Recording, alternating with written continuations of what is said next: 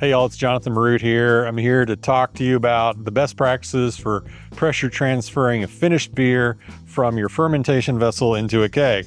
Now, obviously this isn't a keg, we're using another clear fermentation vessel so you can see what's going on. In this case, what we've done is we've hooked gas up to both sides and put them at equal pressure. This is important because this is a finished beer. This beer is already carbonated. And we want to be able to transfer it from the fermenter into the keg without any foaming or mess. So we've pressurized them exactly the same. What that number is doesn't really matter.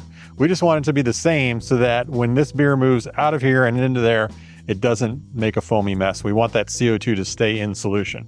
So we've got this pressurized. We've got a jumper that comes out of this keg or out of this fermenter into this keg. And when I connect this, it's going to start to flow.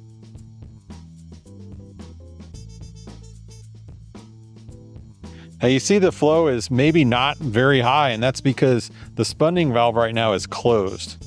This spunning valve is closed and the flow is pretty slow. You're still getting some flow because of gravity, but if you actually let it go, it would eventually stop.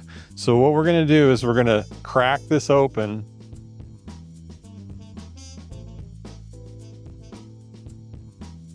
And you will start to hear the gas flow out.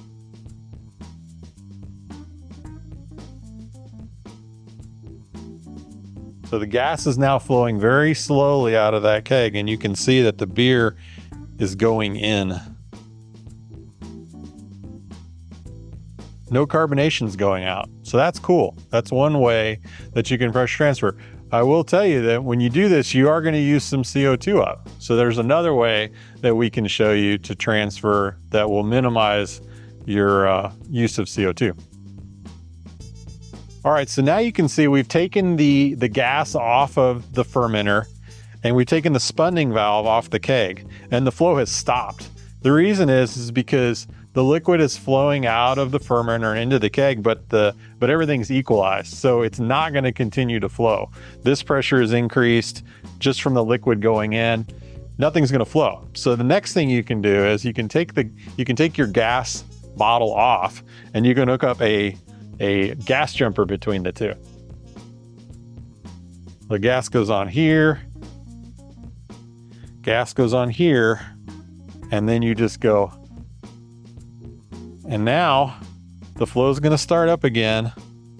Liquid's going to flow in and gas is going to flow back.